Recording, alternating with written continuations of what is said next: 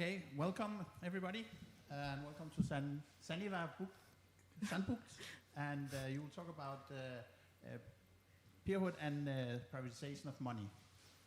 Yes. Thanks a lot for coming on this very early morning. My name is Sunniva, and I've just finished my PhD degree at the IT University, and I'm now continuing there as a postdoctoral researcher at the Center for Digital Welfare. And I'm going to be talking a bit today about research for my PhD on how, the dynamics of Indonesian ride-hailing apps affect how money circulates through integrated payment platforms. And if that's a lot of very long words, don't worry, there'll be more. We'll go through them slowly. And before I start, I just want to give a big shout out to the illustrator, Nadia Rizky, who's Indonesian and who made a lot of the drawings that are in this presentation. So, would you like a top-up? So throughout my fieldwork in Indonesia, I encountered many variations of this particular question from drivers of the ride-hailing platforms called Gojek and Grab, which are equivalent to like Uber or Volt in Indonesia. And what they wanted to know was, would I be interested in purchasing some digital money for my own digital account? So in practice, it works like this. The driver and I agree on a sum of money. The driver then uses the integrated payment mechanism of the app platform, so imagine Uber, but with a separate money system, to make a digital transfer to my account, and then I give the driver cash of the equivalent amount of money. I can now use my newly topped up balance to pay the next driver digitally, rather than paying cash. And for those familiar with the more seamless digital transactions of similar ride-hailing and food delivery apps, this moment of exchange between the driver and the passenger may seem peculiar or cumbersome.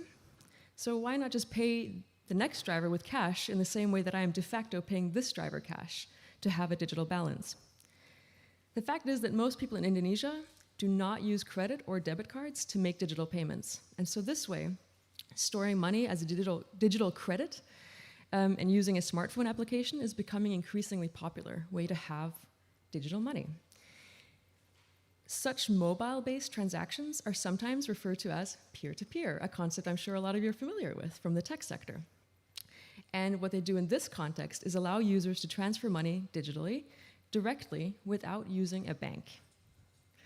In Indonesia, the ride-hailing apps benefit from having a fleet of what's called like on-demand drivers who operate as exchange agents, like in this top-up moment. And therefore, they also operate as an extension, physically, of the entire digital payment infrastructure. Lots of long words still. It's early. We're going to get through all of it. So today, we're going to talk about 4 things. First, we're going to examine the concept of peer-to-peer payment. We're going to understand what digital money means in an Indonesian context. And we're going to talk about how hassle-free digital payment is experienced at the interface level. And finally, we're going to talk about how these apps configure consumers and drivers into very specific transactional constellations. Before we do that, I'm just going to quickly give you some context. My research is based on 6 months of fieldwork in Jogja, a city in Indonesia, which took place between 2018 and 2019, just as digital payments were becoming really popular. And so I did a lot of what's called participant observation, as well as interviews with drivers, customers, the companies, and several stakeholders.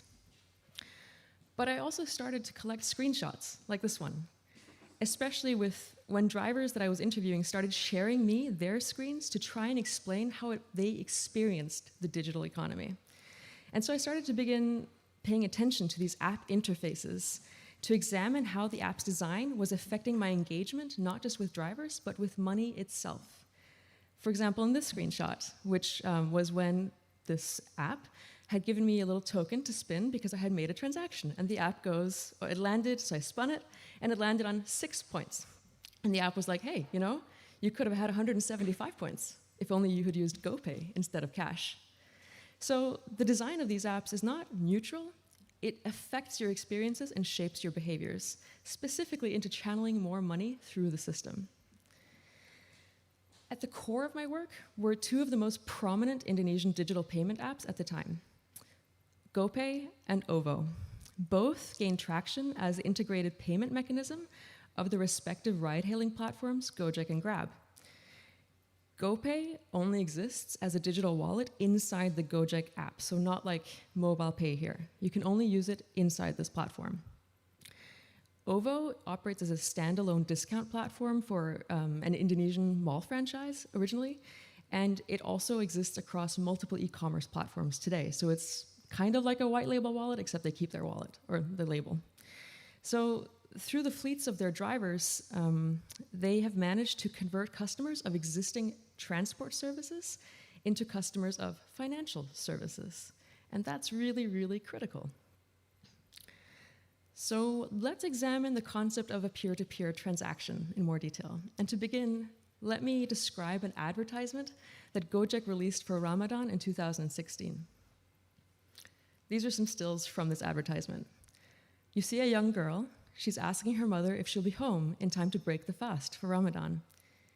As she dons her distinctly green Gojek helmet, the mother gives her a small package, telling her to open it when she breaks the fast. We see clips of the mother driving passengers to and fro. It's hot, she's tired, all these customers are cranky and rude. Her final passenger is taking food to an orphanage for Ramadan, of course.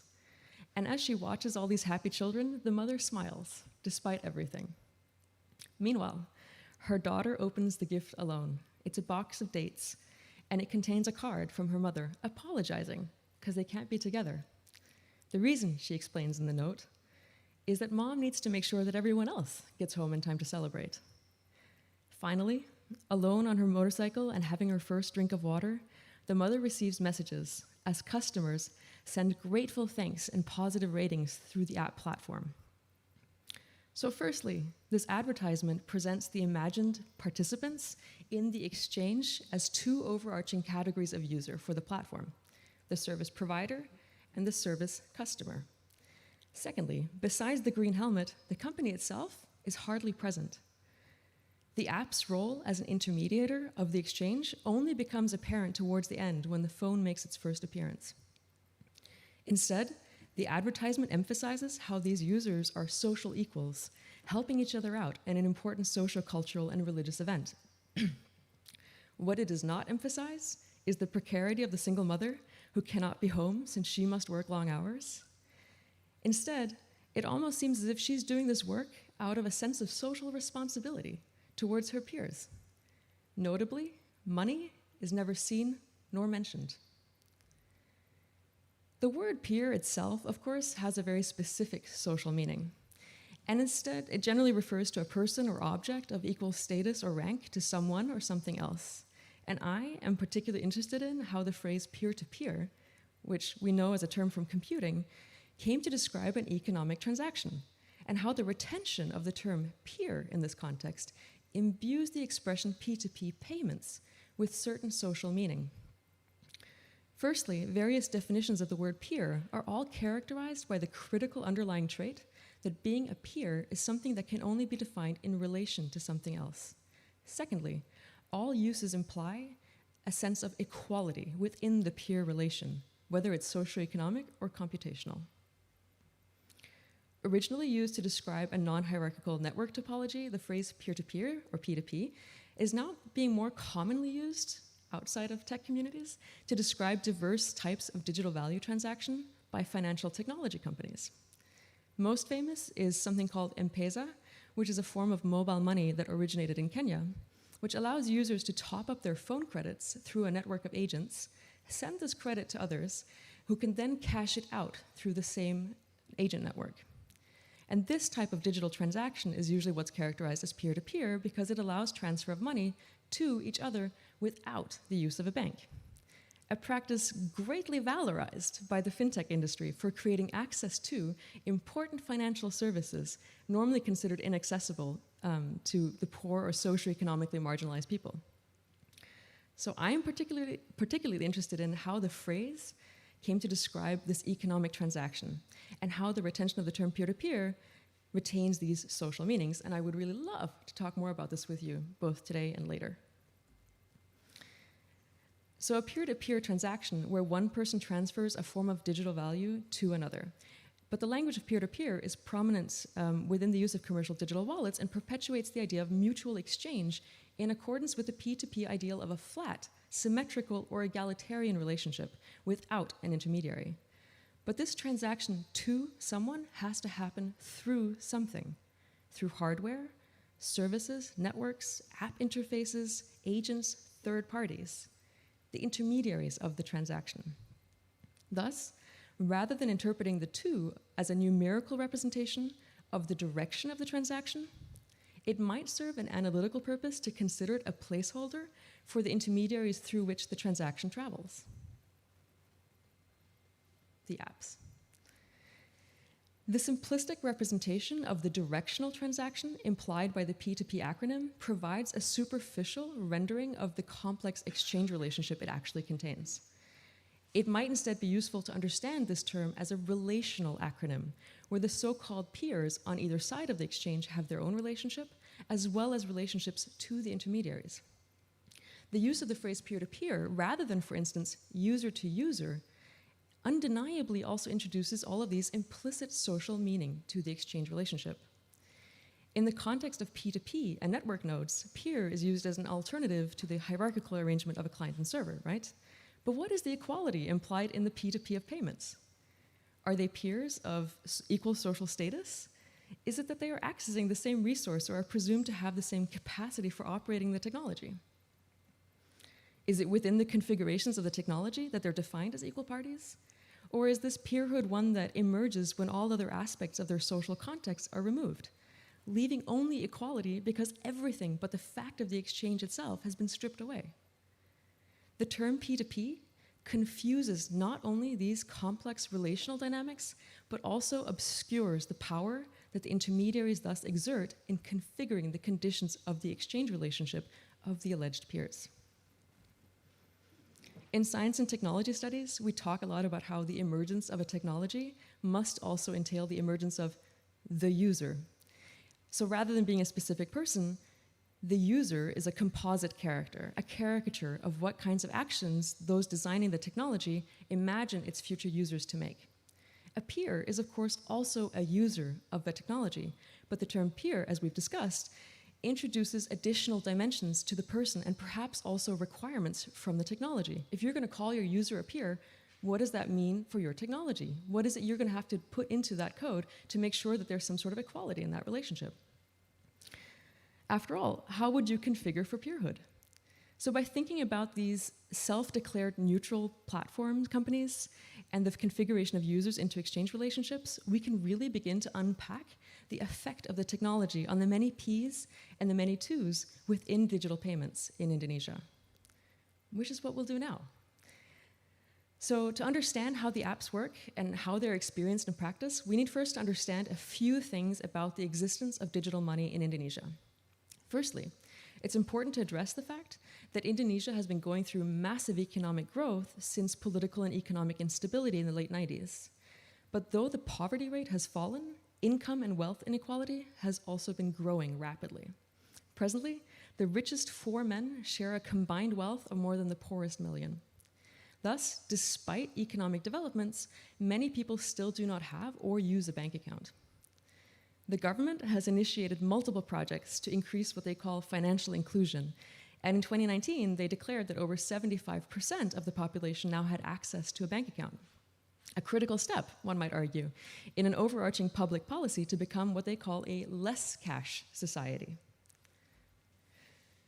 For most Indonesians, digital payment has generally meant using a debit card to make a payment at a shop or an ATM card, which, aside from making withdrawals at an ATM machine, also allows users to access their bank accounts or make transfers directly at the machine. For most people that I spoke with, the emphasis was therefore not on digital money itself, but on the ability of the ATM to transition money between being digital and tangible, as they needed it to be.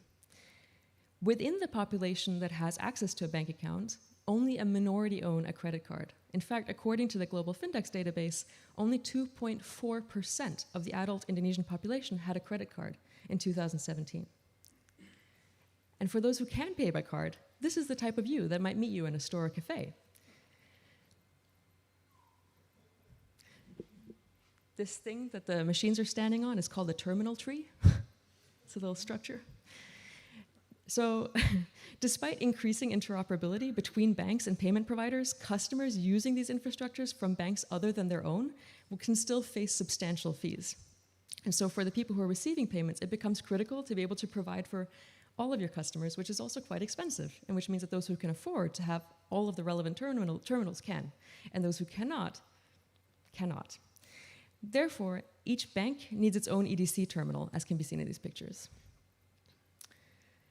So, whereas digital money stored in your bank can be mobilized using a plastic card, electronic money, or e-money, was given a distinct legal definition in 2009 as a type of digital credit balance issued and stored by a private actor.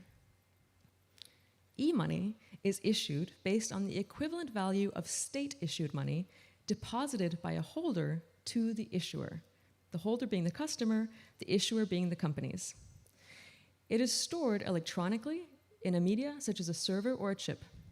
It is used as a means of payment to a merchant, which could be a shop, cafe, or of course, drivers. E-money is what apps like Gojek and GoPay and OVO provide access to. It's a type of debt that Gojek or OVO issue to you and which they repay you when you use the app to pay one of their affiliated merchants, effectively by transferring your credit record to the record of the merchant, after which it can be withdrawn again as cash. While the use of e-money has been rapidly increasing these past years, as can be seen to the left, it's worth noting that despite all of the hype of mobile-based transactions, the amount of money being transacted in this way pales in comparison to the more conventional uses of ATM or debit transactions, just so we really manifest hype is hype. So, when the discourse surrounding digital payments emphasizes the phrase cashless or less cash, as advocated by the Indonesian government, we obscure what it is that these cash transactions are being replaced by.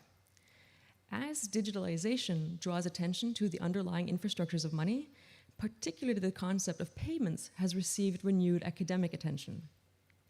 When you make a digital payment, what you're doing is requesting the entity which keeps your record of accounts to alter that record and the record of the person that you are making the payment to. This generally takes place through banks and various third-party payment processors. Thus, what happens in a cashless or less cash society is the centralization of control over payment infrastructure, where cash can be considered a public, state-issued social infrastructure. Digital payments are generally the domain of private entities. Though the money transacted through the Gojek app may be denominated in the state-issued Indonesian rupiah, the tokens are contained within and transported through their private infrastructure. Thus, these apps not only determine the price to be paid for their services, but the price of payment itself, as we will see shortly. For the intermediaries processing these digital payments, the value in providing payment infrastructure shifted with digitalization, from imposing fees or rent in exchange for the service of physically moving money to the value of the transactional metadata itself. So when I purchase things through the Gojek app, I let the app and its owners know where I like to shop, what I like to buy, what my transport routes are, and what I am willing to spend. Where cash is anonymous and usable only by whoever is holding it, digital money becomes hyper-personalized. The digitalization of money has facilitated this unprecedented aggregation of transactional metadata. Thus, to quote economic anthropologist Bell Maurer, for intermediaries, the dream is for a system where value enters a network, circulates endlessly, never leaving as material cash. For Gojek, the self-declared goal is to become a super app, an app that provides for all of a customer's wants and needs by hosting other apps within the overarching umbrella of a single platform. As the head of the Gojek data engineering team writes on the company blog, the biggest moat Gojek ever built is payments. Once you're handling money for a user, you can build a castle of services within it. The moat, this is not his quote, this is me now. The moat is comprised of the digital credits issued privately through the GoPay wallet.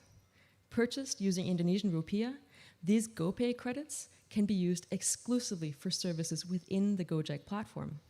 Thus, It is Gojek that controls the metaphorical drawbridge, which both gives access to and confines money, services, and people within the moat boundaries. So, it's this expansion from a ride-hailing app into the center of our socio-economic exchange practices and the subsequent dynamics that these platforms introduce to the circulation of value that deserves increased scrutiny. Where cash can be exchanged from one hand to another, digital money requires a little more infrastructural support, such as QR codes or the EDC terminals we saw earlier. And much of this infrastructure is rendered invisible by design, thus allowing users to famously pay without hassle. The underlying infrastructures become concealed within these frictionless aesthetics. So let's go for a little walk inside this friction and hassle-free castle. When you open either the Gojek or Grab app, this is the home screen that greets you. In both apps, the digital wallet appears as a menu bar at the top of the screen, which shows you your balance, denominated in rupiah.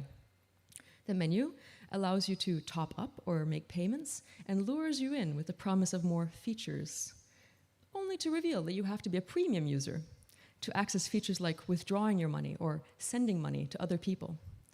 Thus, for regular users, money stored in the app can only exit again in the form of payment. Only through consumerism can you use this money for anything. If you want to top up your balance, the app specifically asks you to make a payment using a debit card. In other words, you are buying GoPay credits, not unlike how you would buy a gift card for a very favorite shop. And for those without a debit card or a bank account, remember, not everyone has those, the app provides very detailed instructions for a variety of alternative top-up methods. First and foremost, suggesting that you ask your driver for a top-up, which is also the only free way to do so. As a customer, the main way to interact with this digital wallet is when the app asks you to select a payment method for in-app purchases. So in these images, we see me selecting a payment method for a car booking I made in the Grab app.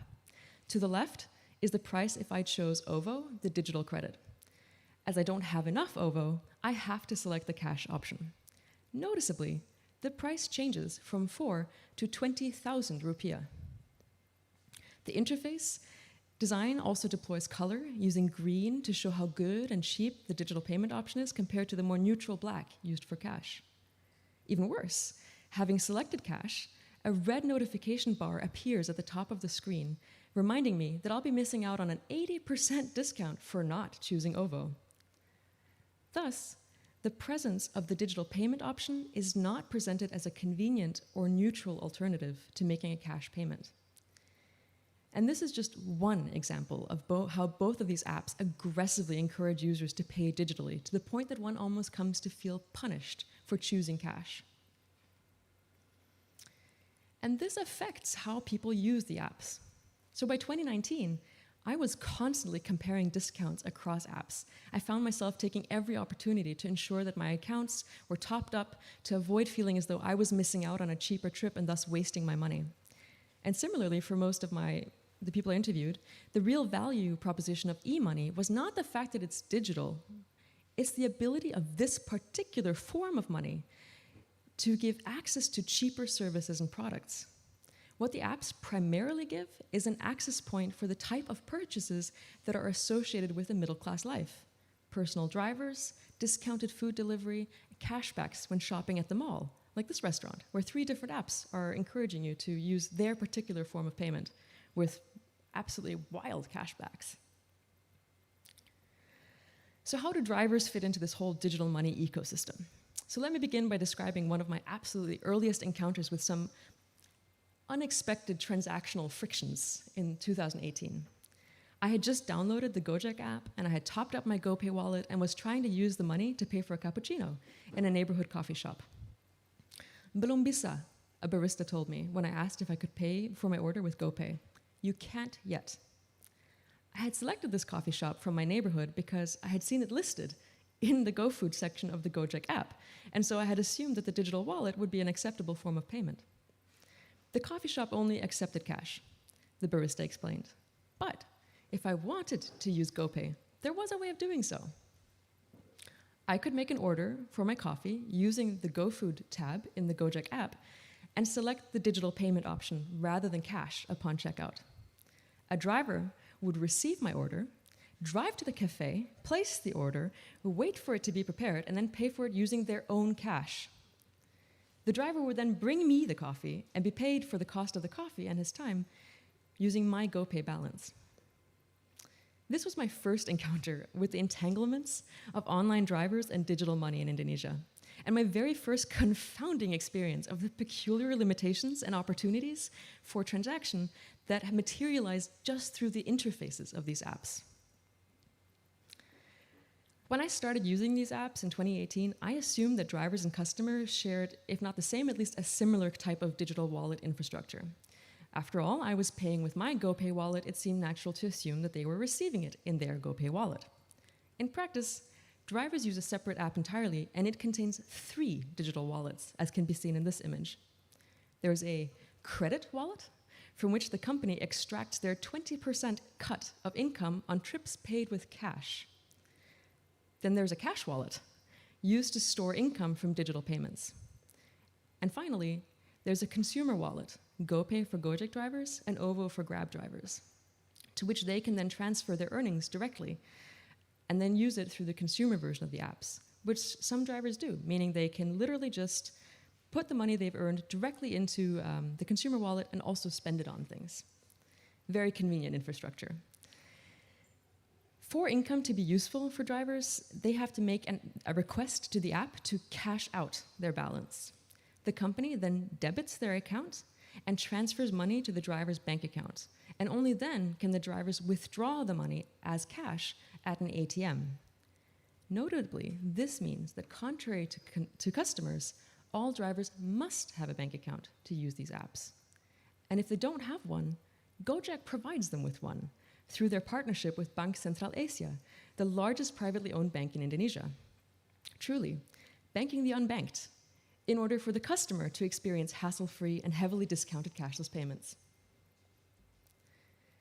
When a driver tops up a customer balance, they're selling their own digital balance and receiving cash in exchange. The apps incentivize drivers to do this either by awarding them points, which count towards their daily bonus targets, or by giving them a digital cashback of up to 20% of what they sold. As you can see here, where the driver has received 4,000 as a bonus for completing a top-up. One driver proudly shared that he would nudge customers to buy a top-up, securing himself cashbacks of up to 100 to 150,000 per day just for selling his balance, implying sales of between 500 to 750,000 each day. Curious, I asked the driver what his strategy was for maintaining such high liquidity in his digital account. He argued that for the most part it wasn't a problem since customers were constantly replenishing his account by paying through OVO, just as I had done for this trip. Incidentally, I had just asked him for a top-up equivalent exactly to the cost of the trip itself, because, as described earlier, I too was concerned with maintaining a digital balance. I had made a 20,000 cashless payment using OVO to access a discounted trip. Then I proceeded to use the same amount of cash to replenish my digital account in preparation for my next trip. As a reward for selling his OVO balance to me, the driver later receives 4,000 rupiah as a cashback to his digital wallet. From the driver's point of view, he had received my digital payment and then sold me the exact same amount back, receiving 20,000 cash in exchange, but also receiving this digital 4,000 from the company. In total, the driver earned 24,000 rupiah. But in the process, he also managed to convert 20,000 of his existing balance into the more useful form of cash. The irony of this cash-filled cashless transaction was not lost on the driver. Uang memutar, he laughed. Money goes around. It wasn't an atypical exchange, he explained. Like me, many passengers chose to top up on each booking, opting for smaller and more frequent top-ups rather than maintaining a large digital balance. So, for drivers, selling balance to customers represents a really important alternative way to cash out because accessing an ATM can be quite inconvenient. By selling their balance, drivers instantly convert digital assets into cash without having to wait for the transfer to be processed by the system. Meanwhile, the e-money tokens continue circulating within the system, and the company doesn't have to make any bank transfers at all. So, operating on the front lines of the digital economy, these drivers are doing all of the persuasive work of bringing new customers into the digital payment ecosystem of these apps on behalf of the companies they're working for. Drivers are converted into on-the-go digital ATMs for customers, but they also use customers as an on-the-go cash ATM for themselves, because drivers need cash. And therefore, it is they who incur the hassle of having to rematerialize digital money into cash. Thus, in this system, drivers are the ones who take on the frictions, the risks, and the transaction costs of facilitating a hassle-free digital payment ecosystem. And this becomes particularly clear if we examine the moment of topping up in more detail. So these screenshots show a top-up transaction that I had with a Grab driver. Once my booking is accepted by the driver, the app covers most of the map with an unclosable splash screen with a dominating green button encouraging me to top up my balance with the driver. Fine. After clicking the button, the next screen informs me that I can request between 10 to 320,000 rupiah from the driver, and it gives me the option to enter a figure. The app now shows me this comforting image with a sparkling green check mark. My request has been successfully submitted. In the car, the driver reaches for his phone, and almost instantly a new splash screen appears on my screen, telling me that the top-up has been successful. And I hand the cash to the driver. But there are a few things that the customer does not see in this transaction. Firstly, when the app tells me how much money I can request, the number it's showing me is the entire contents of the driver's digital cash wallet.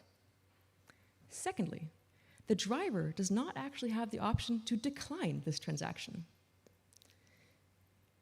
In the driver version of the app, the splash screen that appears gives him simply the option to click a similar green button that reads, "Collect money." The button doesn't even say "Confirm transaction." Once requested by the customer, the transaction is inevitable. There's no meaningful agency here for the driver. And such design may not have any malicious intent, but it reflects neglect, revealing that the contents of a digital wallet do not truly belong to the driver until they've been withdrawn as cash. Instead, the wallet is there to enable customers to access and make use of company-issued digital credit.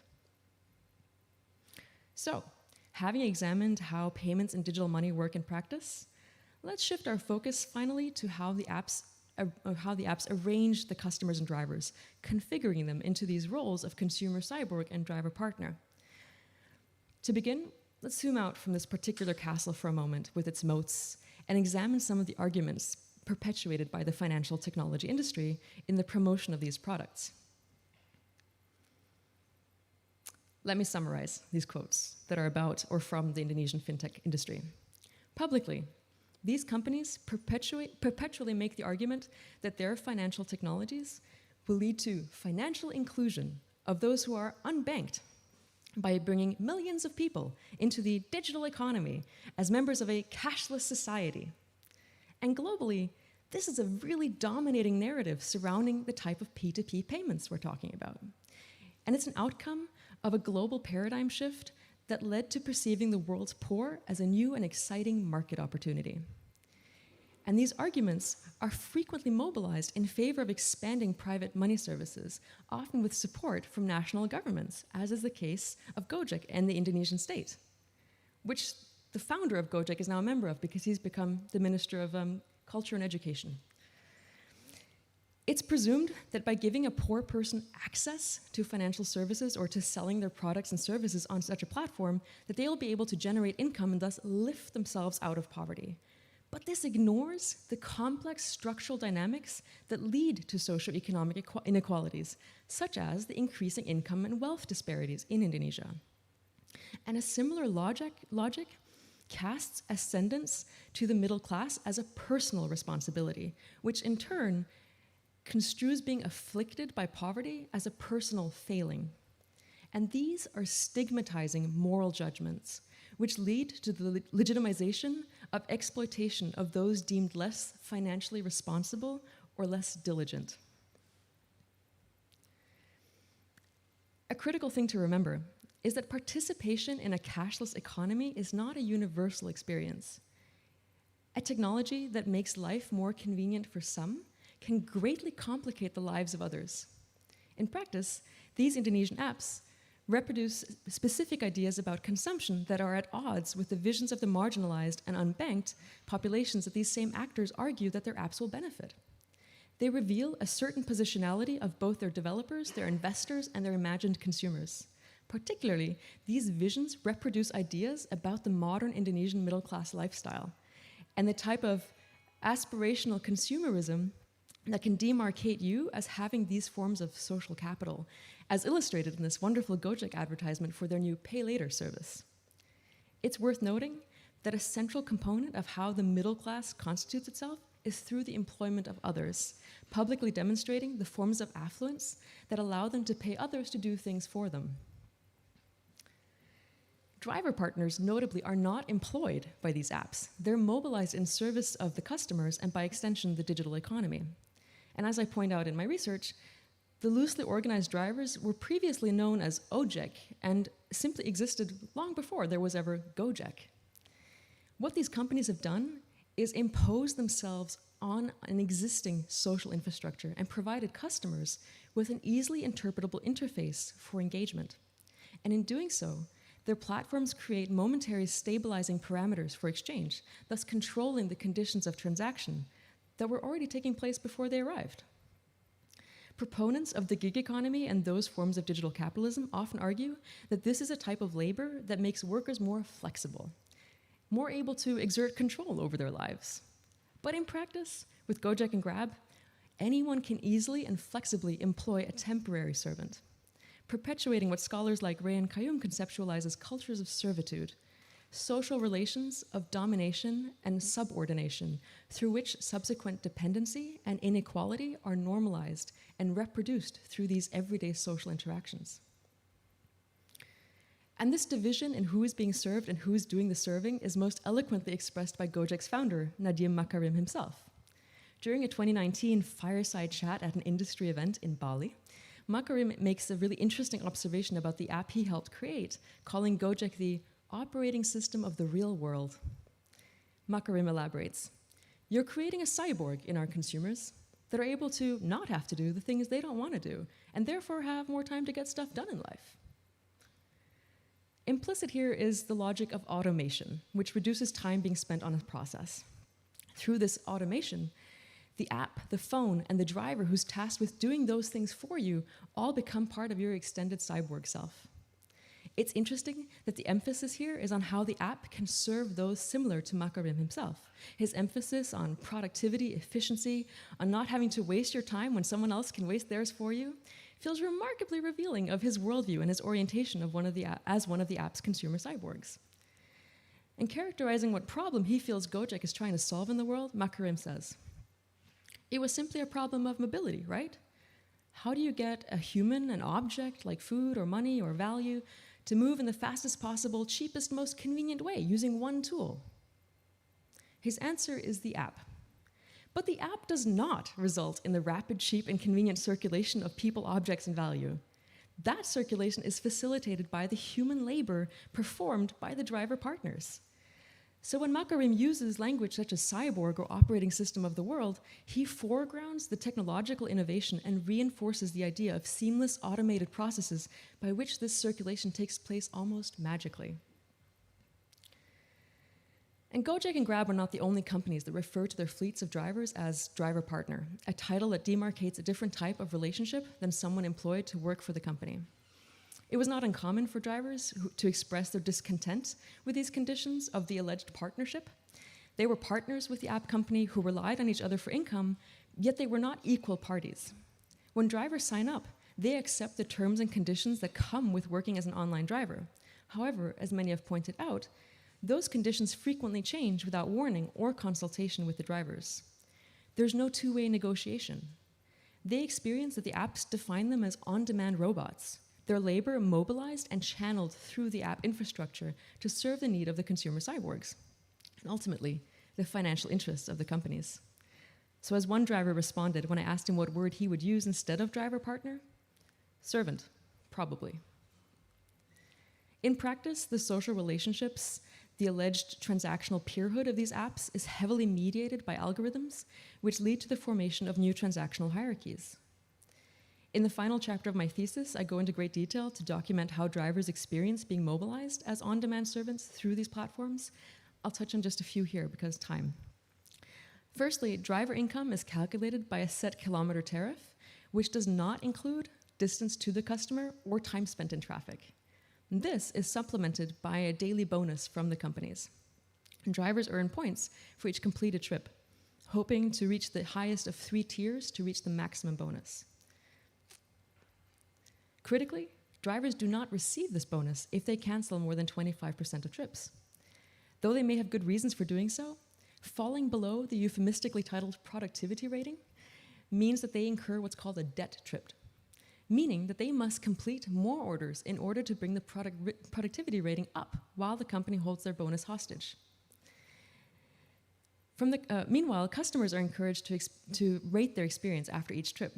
So for the customer point of view, rating a driver between 1 to 5 stars is a question of a few millimeters and a thumb swipe. For drivers, this transaction is a source of constant anxiety because less than 5 stars will ruin their algorithmic ranking. And many offer customers drinks or snacks or engage in other forms of relational work as a way to ensure these good ratings. In a worst-case scenario, a customer might give a driver a 1-star rating, leading to automatic suspension.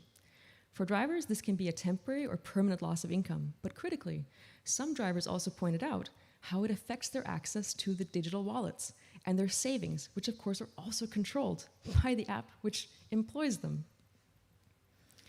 And access to digital wallets of the app is further complicated for those drivers who rely on third-party account vendors to register outside of the formal Gojek system. I first became aware of vendors when drivers would decline selling me their balance, saying there was no money, because they were with a vendor. And what I came to realize is that vendors manage fleets of drivers with using an app infrastructure provided by Gojek. And digital earnings made by the drivers have to be manually transferred to the driver's bank account each day by the vendor. According to 2 employees of a vendor that I interviewed, Gojek provides them with a window for transfers through Monday and Friday between 10 a.m. and 3 p.m.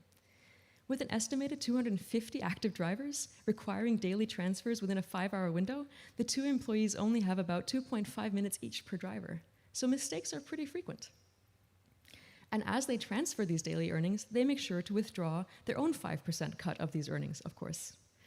So there's this hierarchical difference, not just in income, but also access to and control over earnings between those drivers who are registered directly with Gojek and those who rely on the additional intermediation of vendors. More critically, in March 2019, Gojek codified a system of unequal pay, as go-kart drivers woke up to an in-app notification of a change to the incentive bonus system, which radically worsened their conditions for labor. Gojek replaced the standard 3-tier bonus scale with a system using 4 different scales, known as schemas A, B, C, and D. Briefly, schema A required fewer points and therefore fewer completed trips per tier, but also reduced the maximum bonus they could earn, whereas schema D required more points but gave the highest maximum bonus. Which schema each driver is assigned was determined by how many trips they had completed in the past 2 weeks, meaning taking days away from driving could affect your income for several weeks in the future. Some drivers speculated that other performance indicators such as customer ratings, order cancellation, or even how much they turned apps on or off might also affect these algorithms. The result is that drivers experience that the value of their labor fluctuates depending on what schema they've been assigned. Even if 2 drivers both complete 20 trips, driver A will only receive the reward for 10 points. They will not be compensated equally for the same work. These changes to the schema were a really prominent part of my discussions with drivers in 2019, and notably, some drivers, despite their own exasperations and frustrations with the system, would differentiate schema A as being for lazy drivers and schema D for drivers who were diligent.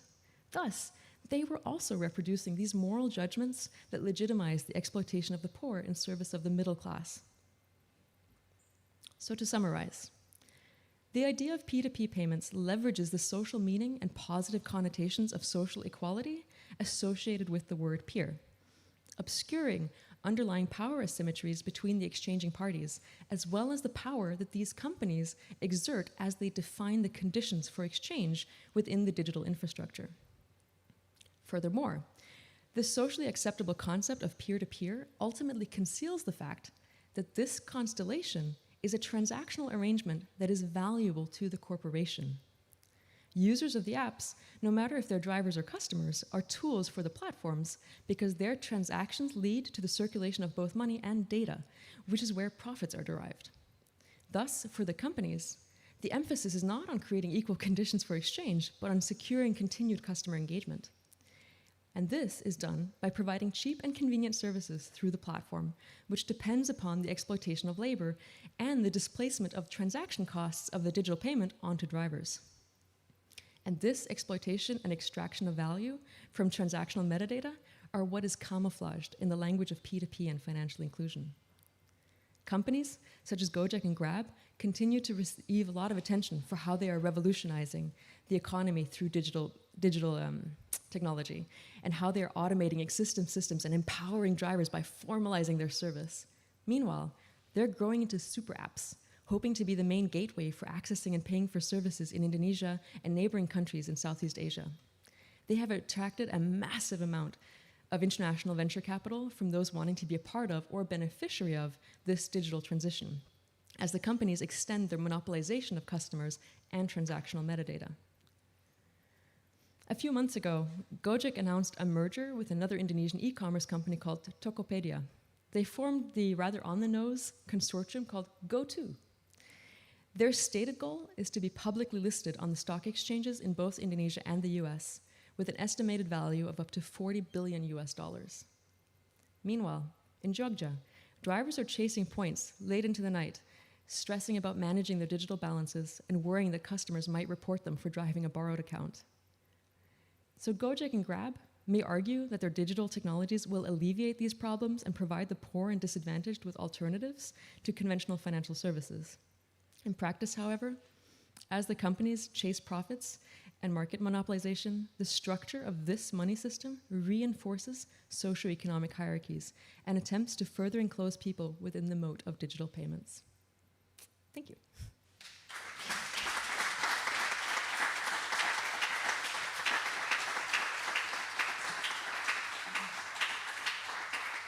Thank you to Sunniva. Any questions?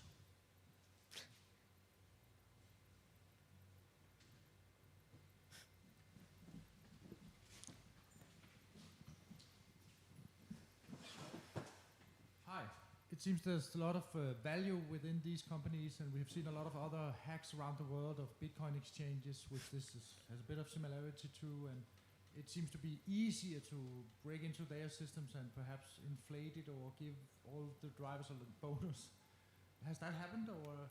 No. Not yet.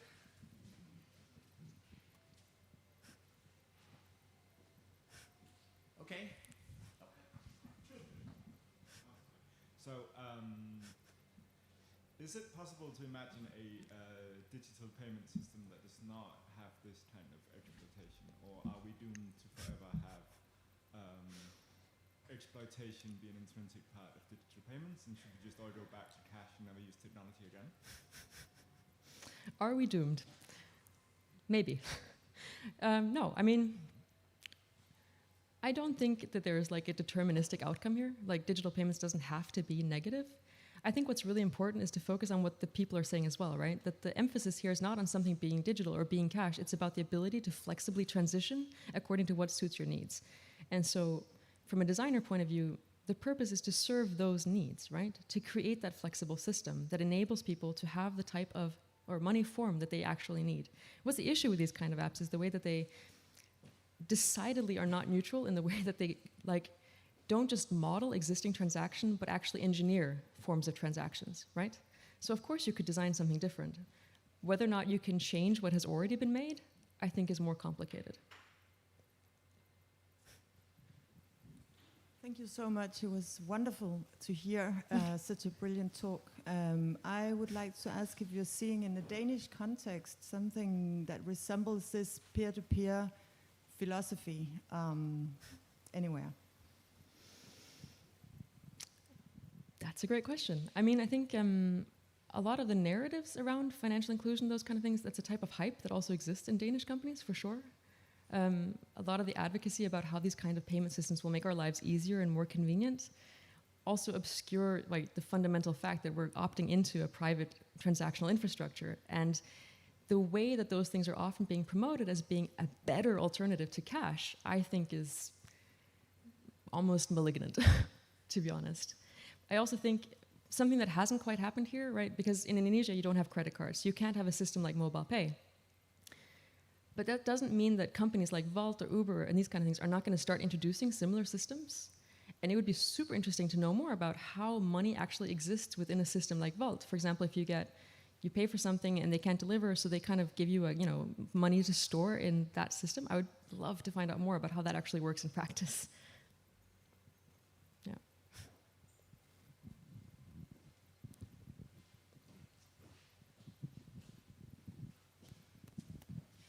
Have the government interfered in any way or any larger? Mm-hmm. Yeah, the national bank has a national less cash movement. So the interference is definitely in favor of these companies. Absolutely. I mean, originally when Gojek started, there was a massive, the government actually tried to shut them down. But there was such a mobilization, 1 million drivers protested. And so they simply had to allow it to exist. And the reality is that there are really close ties, right, politically between these CEOs and the political class. Like I said, the founder is a minister now. And so are a lot of other, actually, the new president, or the president who was re-elected in 2019 brought in a bunch of young tech people, like startup people, to come and be a part of his cabinet. They're really going to do it. It's going to be a digital country, for sure. It's great.